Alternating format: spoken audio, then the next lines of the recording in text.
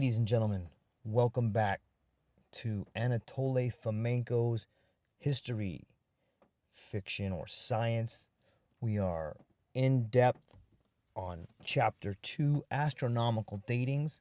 This is the 8th reading. Let us do a quick recap and we'll dive right back in. Where we left off at was the astronomical datings. We went through the strange leap of parameter d in the theory of lunar motion. We went through the ancient and medieval eclipses, and if they are dated correctly, the discovery of an interesting effect, and unprejudiced astronomical dating shifts the dates of the ancient eclipses to the Middle Ages. Let me read up to where we left off, and then we'll begin with the new stuff. Thus, continuing the research that began, the author of the book conducted an analysis of other medieval eclipses. In the interval between 400 and 1600 AD, it turned out that the transfer effect affecting the ancient eclipses as described also applies to those usually dated to 400 through 900 AD. This either means that there are many possible astronomical solutions which make the dating uncertain, or there are just one or two, in which case they all fall in the interval between 900 and 1700 AD, only starting with approximately 1000 AD and not 400 AD. According to Morozov, in 544, does the Scaligian dating begin to concur with the results of Morozov's method satisfactorily enough, becoming more or less certain by as late a date as 1300 AD. Let us give a few extremely representative examples demonstrating how the ancient eclipses and the chronicles that describe them become a great deal younger. The eclipses described by the ancient Thucydides. Scaligian history tries to convince us that Thucydides was born in approximately 460 BC, or 456, 451, somewhere around there, and died around 396 BC. He was a wealthy aristocrat and politician from Athens. During the Peloponnesian War, Thucydides was in command of the Athenian fleet, albeit unsuccessfully. He was subsequently banished from Athens for 20 years. He wrote his famous tractate during his sojourn in Thracia. Thucydides had received amnesty near the end of the war. He returned to Athens and died shortly afterwards. Historical tradition trusts Thucydides in his descriptions of military events, considering him an eyewitness and a participant. Thucydides himself writes the following: I was writing down the events witnessed by myself as well as what I had heard from others, after a meticulous study of each fact as circumstances allowed. I have survived the entire war, understood it, and studied it attentively. Thucydides is the only source that we have in what concerns the history of the Peloponnesian War. Historians write that after Thucydides, nobody turned to the history of the Peloponnesian War ever again. Many have, however, thought it would prove flattering for them to be seen as his followers, and started their own works where the tractate of Thucydides ended. It is supposed that the work of Thucydides either hadn't had any title at all originally, or had been called communal account in Greek, having received the name History of the Peloponnesian War in later translations. The entire historical account of the 27-year-old war between the Ionians and the Dorians — could Doria mean horde when read in reverse? Just something to think about. The entire historical account of the 27-year war between the Ionians and the Dorians is given by Thucydides, clearly and consequentially, though it remains incomplete. The entire work of Thucydides, whose volume comprises about 800 pages when printed, is written in a brilliant style. Numerous commentators have pointed out the following hallmarks of his book a long time ago. Thucydides demonstrates great erudition and writing experience. The phrase constructions are complex and contain non-trivial grammatical structures. One sees a clear development of an elegant, realistic concept in the account of historical facts. The author is skeptical about everything supernatural in people's lives. We are being convinced that this work was written in the 5th century, when writing materials had still been scarce and expensive. The Mesopotamians use stylus to scribble on clay. The Greeks aren't familiar with paper yet and write on pieces of tree bark or use sticks for writing on wax-covered plaques. The oldest written copy of the history of Thucydides is supposed to be the Codex Laurentianus, parchment dated to allegedly the 10th century. All other old manuscripts belong to the alleged 11th through 12th centuries. Some papyrus fragments of the second book of Thucydides were found in Egypt in the 14th century. A papyrus commentary is also in existence, published as late as 1908. However, the condition of these fragments is very poor indeed. Let us note straight away that the datings of all the oldest manuscripts listed are based on paleographical hypotheses exclusively, and therefore don't seem very trustworthy. Any alteration of the chronology changes all of these paleographical datings automatically. There are no calendar dates mentioned in the history of Thucydides, and no planetary horoscopes. However, it contains the description of 3 eclipses, 2 of them solar and 1 lunar. We shall be calling this combination as a triad. Apart from that, the first book contains mentions of solar eclipses. However, those are rather general and vague and cannot serve for any astronomical dating. The descriptions of the triad, however, are quite sufficient for an unambiguous solution. We shall consider it below. The second volume of history contains a rather detailed description of the eclipse. The Russian original refers to the well-known professional Russian translation of Thucydides done by F.G. Mischenko in the 14th century. Thucydides writes that the summer when the Athenians have chased the Aegeans with their wives and children from Aegea. Thucydides is referring to the first year of the war. The very same summer when the moon was new. Apparently that is the only time when such things can happen. The sun became darkened after midday and became full again, attaining the shape of a crescent, and several stars appeared. The Greek text can be seen in figure 2.3. Let us pay attention to the fact that the author appears to understand the mechanism of the eclipse well, mentioning the new moon to be a necessary condition, which is a reference to a long-time practice of eclipse observation in the epoch of Thucydides. The second eclipse of the Triad, also solar, happens in the 8th year of the Peloponnesian War, in the beginning of summer. Thucydides writes in the 4th volume that, quote, "The winter has ended, and with it, the 7th year of this war, whose history has been described by Thucydides.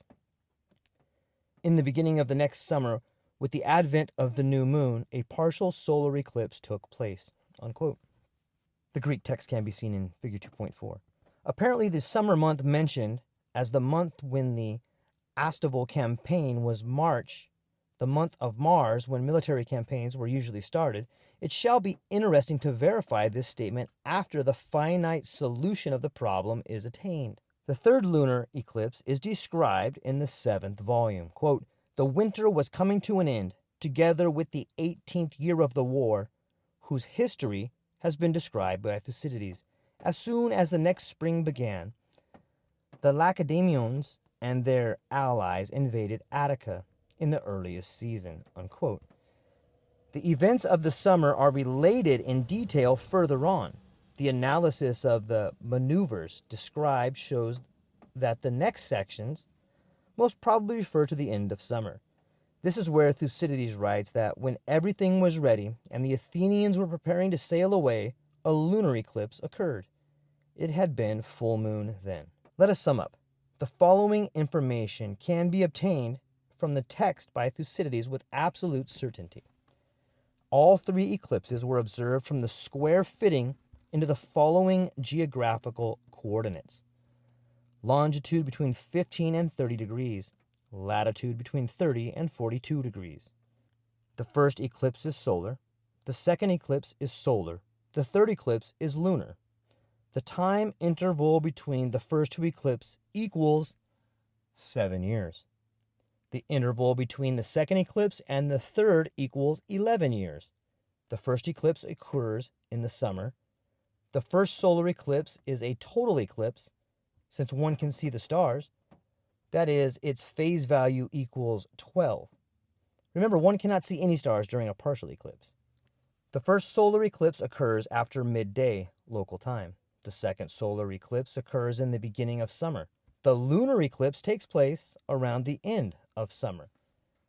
The second solar eclipse occurred within the temporal vicinity of March.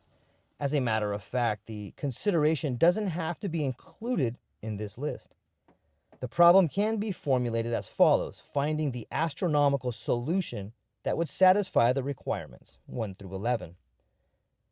Historians and chronologists have naturally paid attention to such a precise description of 3 eclipses in an ancient work, and tried to date them accordingly. Apparently, the chronologists immediately ran into serious difficulties that haven't been overcome since. We shall proceed to give a more detailed account of the problem of dating the Triad of Thucydides, following the well-known astronomical work of Ginzel. In the 16th century, the chronologer Dionysius Petavious, there's our old friend, found the date that fitted the first eclipse, 3rd of August, 431 BC. Johannes Kepler later confirmed the fact that there was indeed an eclipse that day. The beginning of the Peloponnesian War was dated the very same year, 431 BC. Petavious found the dating of the second eclipse as well, which was the 21st of March, 424. Beware the Ides of March. I just thought that was funny.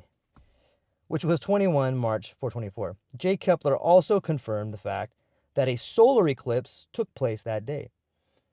The date that D. Petavious found for the third eclipse was the 27th of August, 413 BC.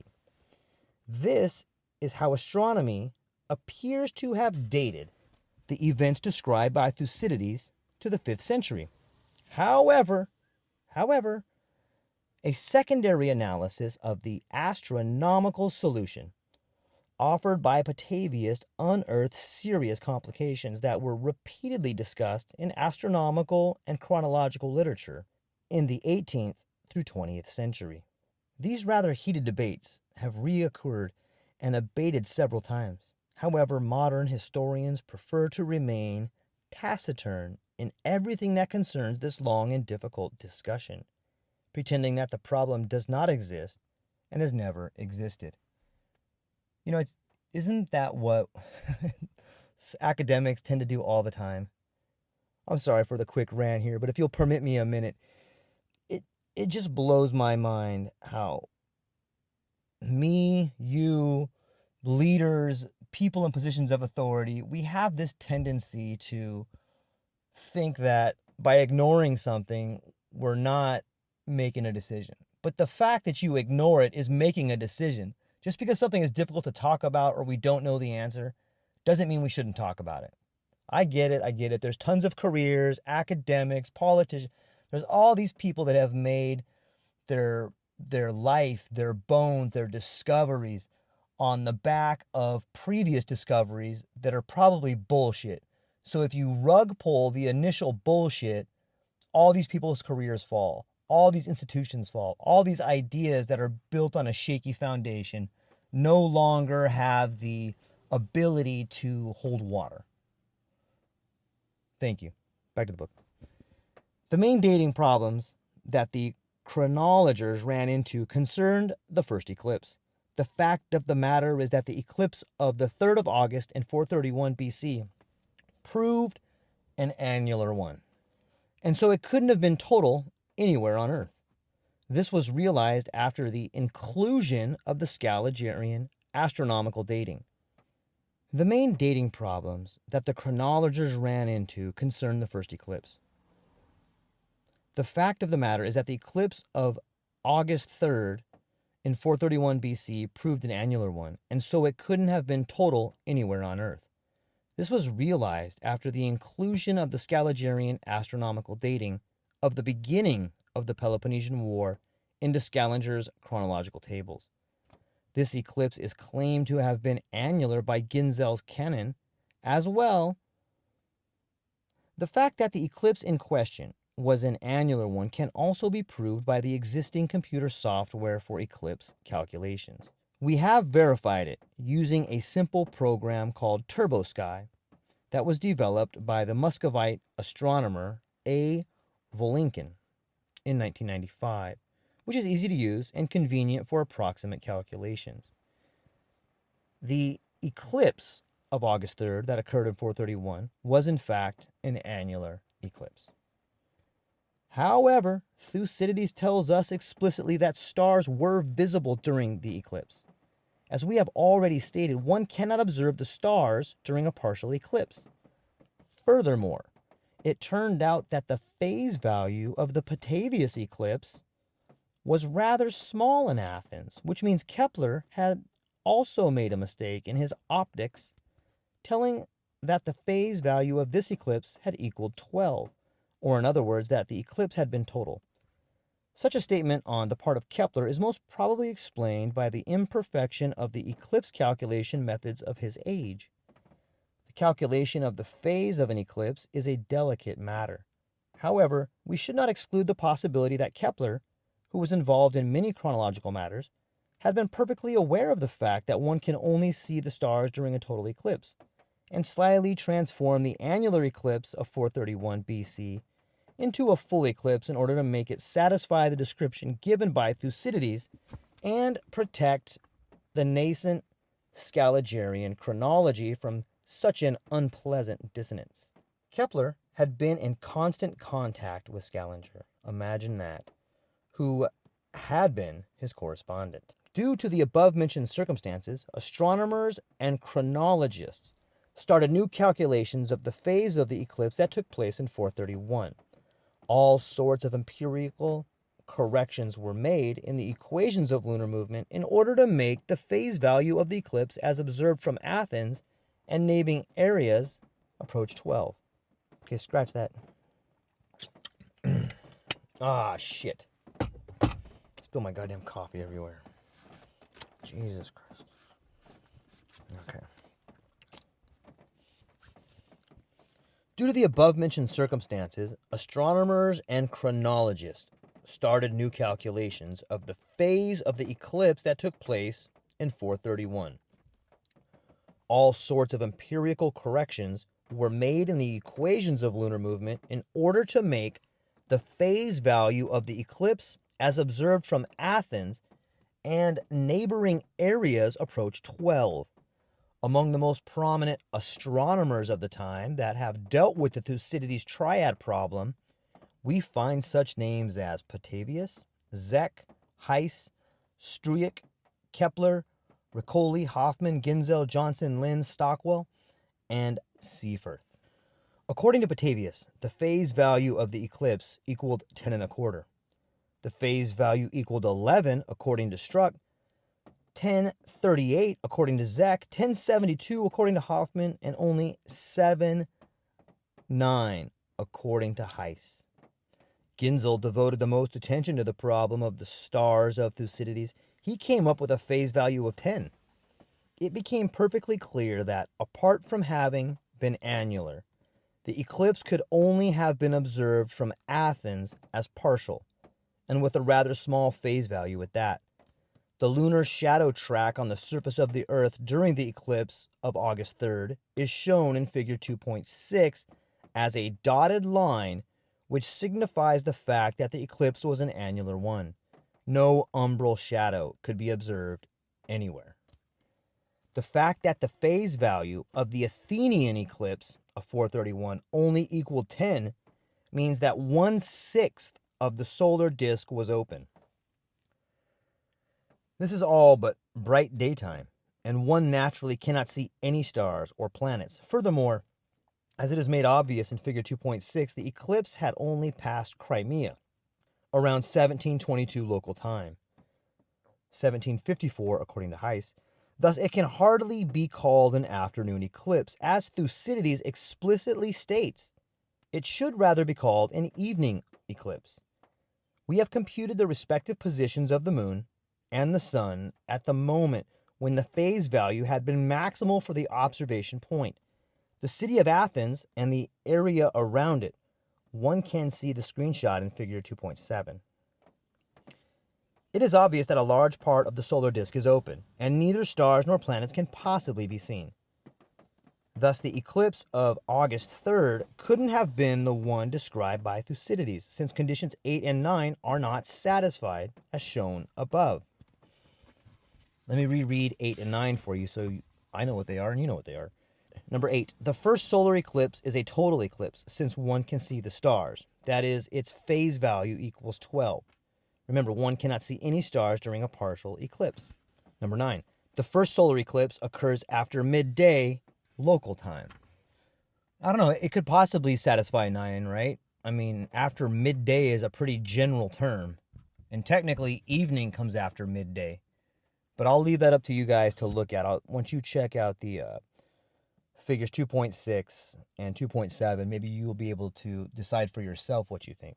Additionally, it might be a good idea for you guys to write down the program called TurboSky to see if you can play with that and check it out and see for yourself if you can find some interesting things, or if you're an amateur astronomer like myself and you think maybe history is full of shit, then maybe you could play around with this particular program and see what it is you can come up with. Again, that's TurboSky by Volynkin, Volynkin. In 95 it came out. So there's that. This discovery was naturally a most unpleasant one for the Scaligerite chronologers and historians. The astronomer Ginzel went so far as to claim that the low phase value, which equaled 10 for Athens, according to the latest calculations, caused a shock and significant doubt about the fact that stars could be seen, as Thucydides claims. Since the stars clearly could not have been visible during the eclipse of 431, Heiss and Lynn decided to calculate the disposition of bright planets in hope that they might save the situation. However, it turned out that Mars was only 3 degrees above the horizon. Venus was high enough, about 30 degrees above the horizon. Ginzel makes the cautious remarks in regards to Venus and Mars that these two planets may have been visible. However, this probability is low in what was practically broad daylight. All other hopes have been for Jupiter and Saturn, but it turned out that Jupiter was below the horizon during the eclipse and therefore invisible. And as for Saturn, although it was above the horizon, its location was in Libra, a long way off to the south, and according to Ginzel, its visibility was very dubious. We have used the TurboSky software, write it down, in order to compute the planet locations for the time of the eclipse that occurred on August 3rd. What one sees here is a view of the sky from Athens for the maximal phase of the eclipse at 1457 GMT. It is clear that Venus, Mars, and the much dimmer Mercury are close to the sun, and thus rendered invisible by the rays of the partially obscured radiant. Their visibility in broad daylight is extremely improbable. The gravity of the situation that the proponents of Scaligerian chronology had been well aware of made Johnson suggest a different eclipse, one that occurred on the 30th of March in 433. However, it isn't included in any triad. The nearest triads are 447, 441, and 430 BC. Additionally, 412, 405, and 394 BC. They don't fit for different reasons. The phase value of the eclipse suggested by Johnson also turned out to have equaled a mere 7/8, which is even less than the eclipse mistakenly suggested by Petavious. Stockwell then tried to revise the calculations in order to make the phase maximal. However, the very peak of his ingenuity only allowed him the result of 11.6. However, Ginzel's reaction to Stockwell's calculations were quite skeptical.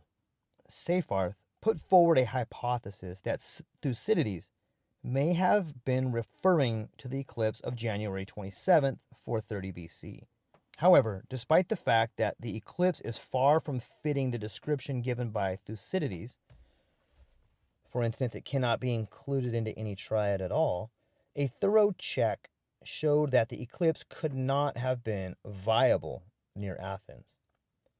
The shock that Ginzel mentioned eventually became replaced by a confusion of sorts, which has brought about altogether different considerations that led farther and farther away from astronomy, among those pure demagogy.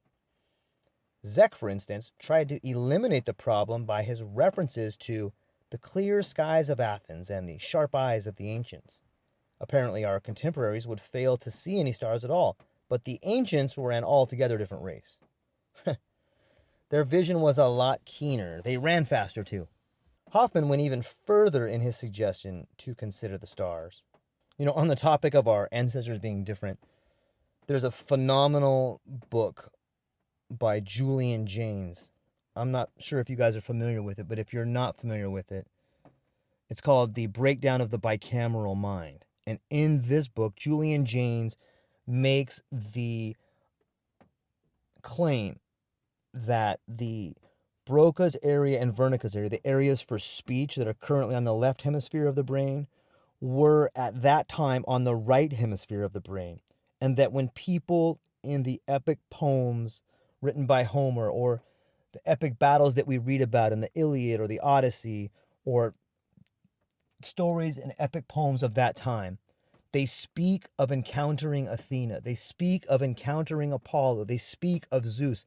And when they speak of that, it's not that they're seeing a representation of those gods. It's that in their head, they hear a voice. You see, he makes the claim that because the speech centers were on the right hemisphere, people actually heard a voice in their head. Some of you may hear voices in your head. I know I do.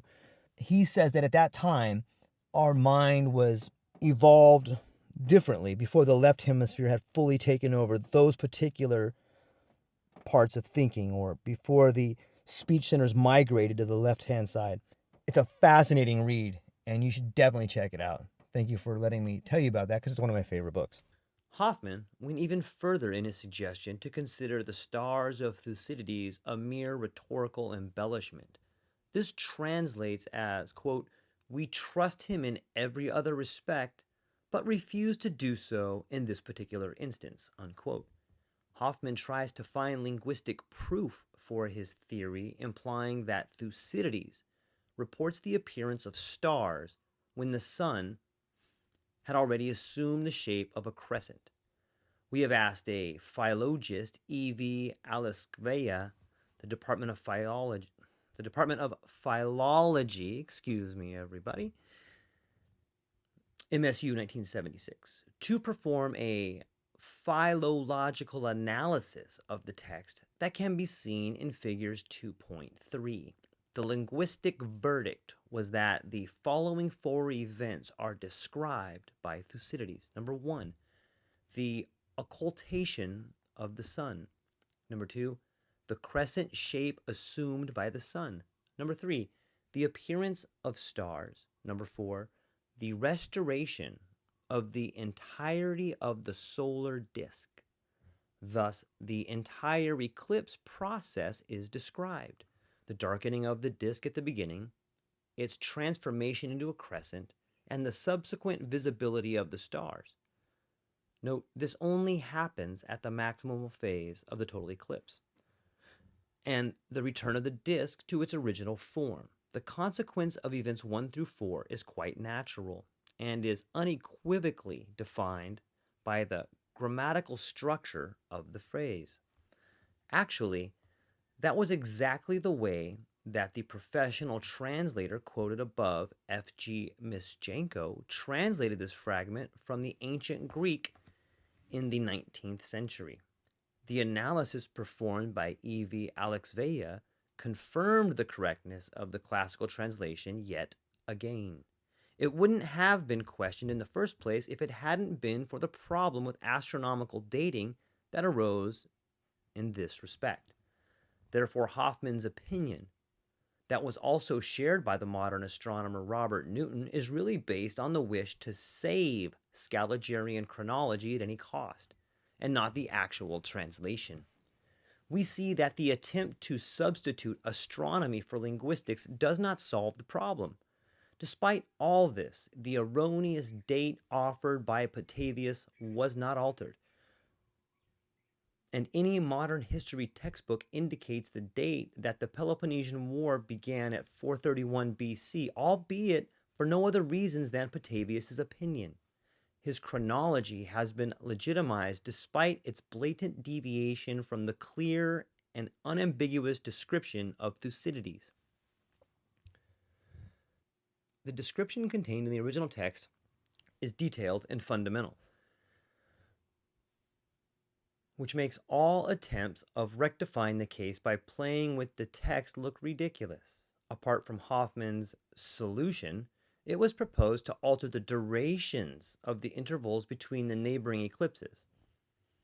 However, even the authors of this proposal refused to elaborate on it. It is hard to doubt that Thucydides was referring to a full eclipse when describing the first one of the Triad. In case of the second eclipse, which was partial, he explicitly states that a partial eclipse of the sun occurred when the moon was new. The word partial is used here. Apparently, the author understood the difference between a total eclipse and a partial eclipse quite well. That is why he emphasized the visibility of the stars in the first case, which is a hallmark of a total eclipse. Let us give a summary. The astronomers failed to find any other fitting astronomical solutions in the interval between 600 and 200 BC. However, no one had thought of broadening the search interval so that the Middle Ages would be included. It is well understood they have all been raised on Scaligian chronology and trusted it by and large. As a result, the erroneous triad of Petavious was kept, despite the fact that this solution contradicts the text of Thucydides. The use of the independent dating method in the culture interval between 900 BC and 1700 AD shows that a precise astronomical solution does exist. Furthermore, the only two solutions that fit exactly. The first one was discovered by N.A. Morozov, the second by A.T. Fomenko during a new analysis of the quote ancient unquote and medieval eclipses. The first solution, N.A. Morozov, 1133 A.D., August 2nd, total solar. 1140 A.D., March 20th, total solar. 1151 A.D., August 28th, lunar. The second solution by A.T. Fomenko, 1039 AD, August 22nd, total solar. 1046 AD, April 9th, partial solar. 1057 AD, September 15th, lunar. Even condition 12, stipulating the time around March for the second eclipse, is met here. More importantly, the first eclipse is total, the way Thucydides describes it. Thus, once we manage to venture outside Procrustean paradigm of Scaligian chronology, we found the answer to a question that has been of great interest to astronomers, that of the astronomical descriptions contained in the book of Thucydides. Let me just take a moment to point out the incredibly humorous reference to Procrusteus. You guys remember that gentleman that I believe he welcomed in travelers, but he had like one size bed, and if you didn't fit the size bed as a traveler, he would hook you up to his machine and stretch you out, or he'd cut off your legs. Hence the reference to the Procrustean paradigm of Scaligian chronology. You gotta give it to these guys, man. These Russians, I gotta give it up to the Eastern European bloc people. They're tougher, they're smarter.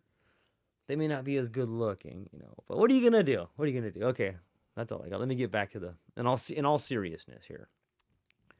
Taking all the facts that we already know into consideration, we should conclude that the solution closest to historical reality is apparently the one suggested by Morozov, the more recent triad of eclipses falling on the middle of the 12th century, namely August 2nd, March 20th, and August 28th.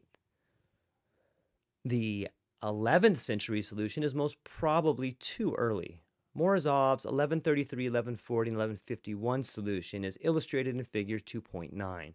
One can see the lunar shadow tracks on the surface of the Earth for total solar eclipses of 1133 and 1140, as well as the zenith visibility point for the lunar eclipses of 1151 AD.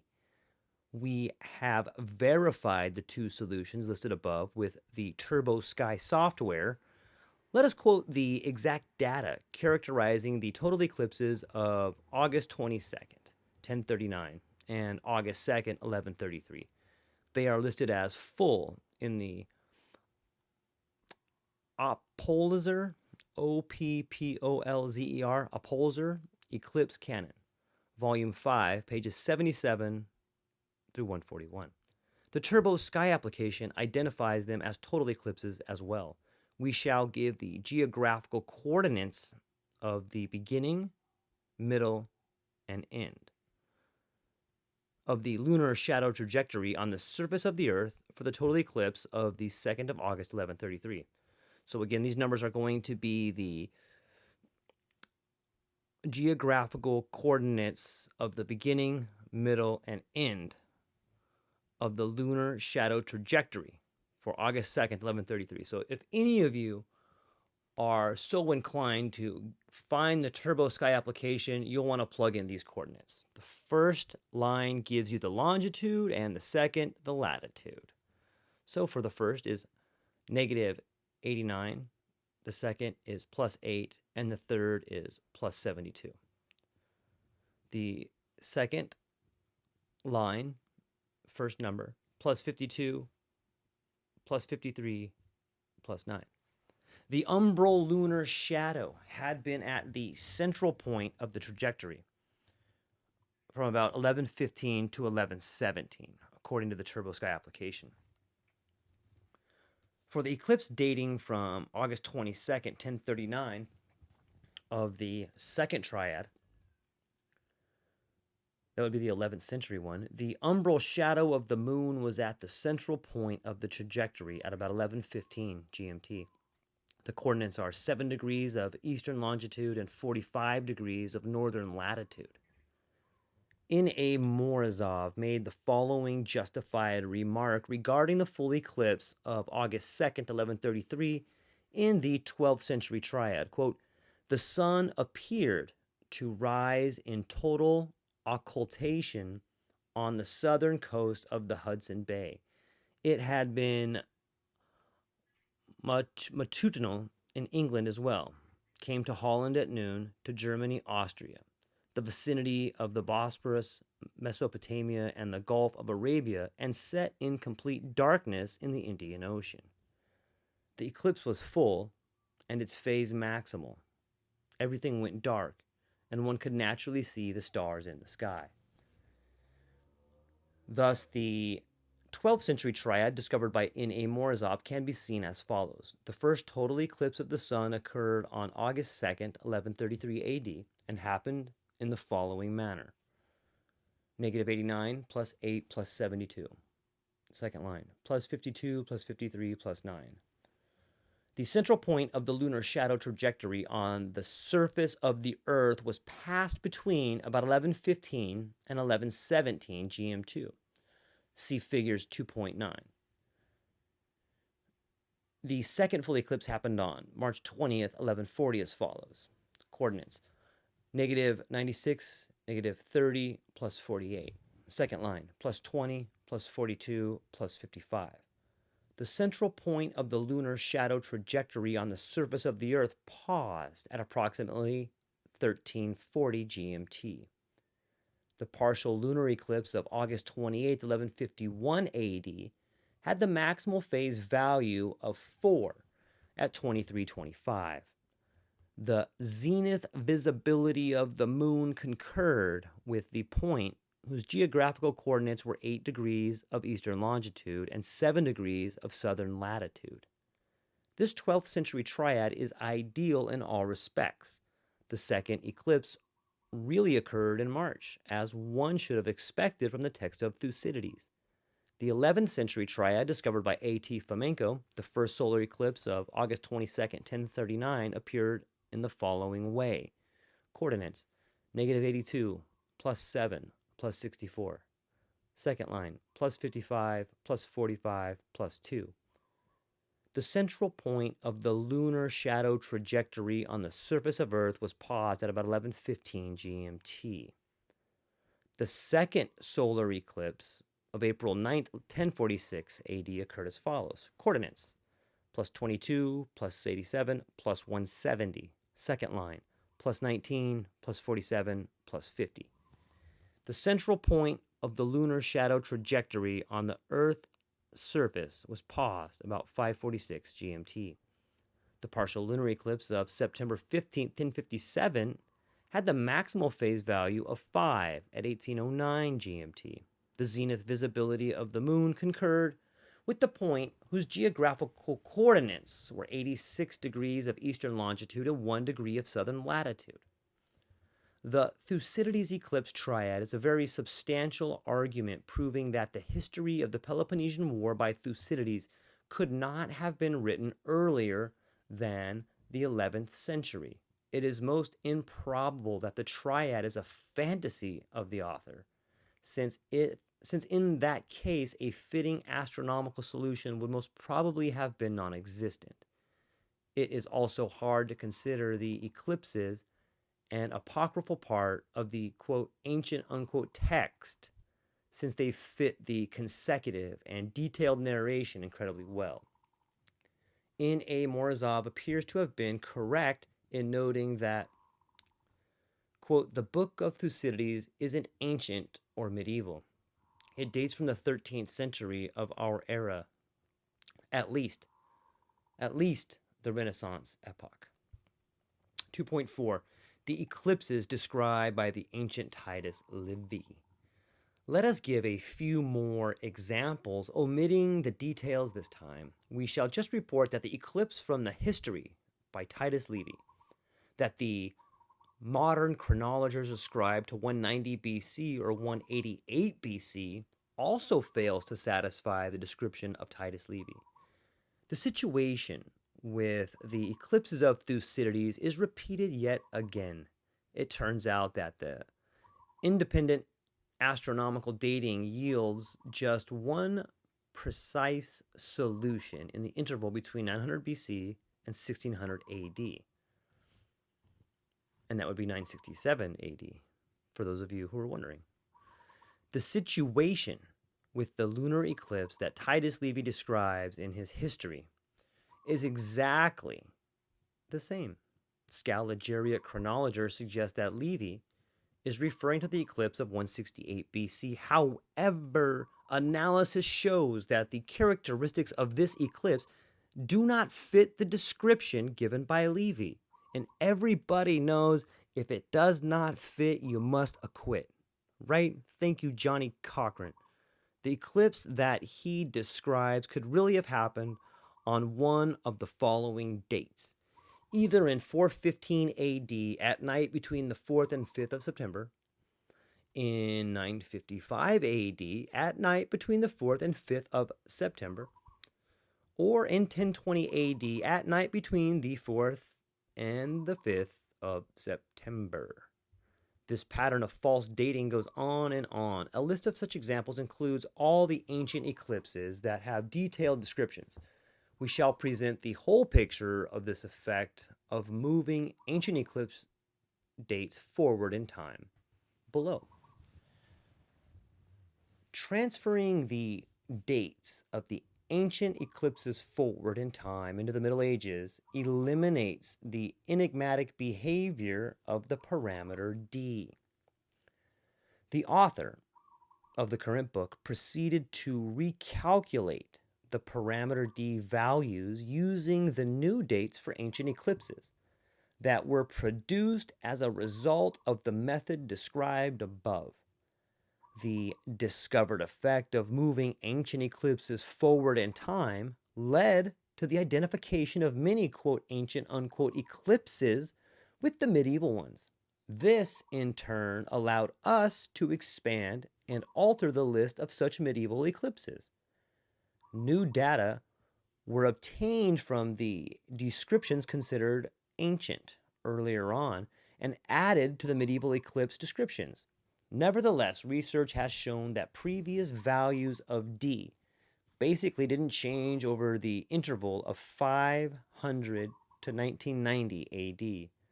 A new curve for D can be seen in figures 2.10. The new curve is qualitatively different from the previous one. In the interval between 1000 and 1900 AD, parameter D reflects in an even curve on the graph, one that is practically horizontal and fluctuates around a single constant value. It turns out there have never been any drastic leaps in the parameter, whose value has always equaled the current. Therefore, one doesn't have to invent any mysterious non-gravitational theories. The fluctuation rate of D values, which is rather low in the interval of 1000 to 1900 AD, grows significantly when we move from 1000 AD to the left towards 500 AD. This means that either the scarce astronomical descriptions that chronologists ascribe to this period are very nebulous, or more likely these chronicles are also misdated, and the events they describe are in need of redating. However, due to the utter vagueness of the remaining astronomical descriptions, they cannot be used for dating purposes, since they offer too many solutions. The redating of the events that precede the 11th century shall have to be done by other means and methods, some of which shall be related below. Further on, to the left from 500 AD, we see the zone of no observation data. We know nothing at all about this epoch. The resulting picture reflects the natural temporal distribution of the observation data. The initial precision of the medieval observations of the 9th through 11th centuries was naturally rather low, and then grew together with the precision and perfection of the observation techniques, which resulted in a gradual decrease in the fluctuation of D values. I think that's a good spot to end this particular session. In summary, we have covered the 3 eclipses of Thucydides. We have gone over their longitude and their latitude. And we have also gone into moving the eclipses of the ancient into the future, thus solving some problems of parameter D. And when moving those particular eclipses into the future, we can see that there is no problem with parameter D. I think, for me at least, this is one of the most fundamental shifts that really make you understand the problem with history. For me, and I hope you guys feel the same way, it's fascinating to understand what history really is. When you think about the word history and the etymology of it, it's like, or at least the way the word is in fact laid out, his story. It's ridiculous to get into a argument with someone over history because that person is explaining their story, their history, and you know your story or your history. It's wise to know other people's history. It's wise to know that all histories are in fact the stories of people who have saw episodes unfold in a certain way. Not necessarily wrong, not necessarily right, but it's a different version. And if you can know that, the more stories of people you know, the better balance you're going to be in. I'm really thankful for everybody spending a few moments with me and going through this episode with me. And it's really fun for me. I hope you find it engaging and interesting, and we're going to keep knocking them out. This particular episode was a bit tricky. It's a little bit dense with numbers, and I recorded it like 3 times, and I kept having problems with sound, so I apologize for the delay. We're going to keep knocking this thing out. Aloha, everybody. Thanks for sticking with me.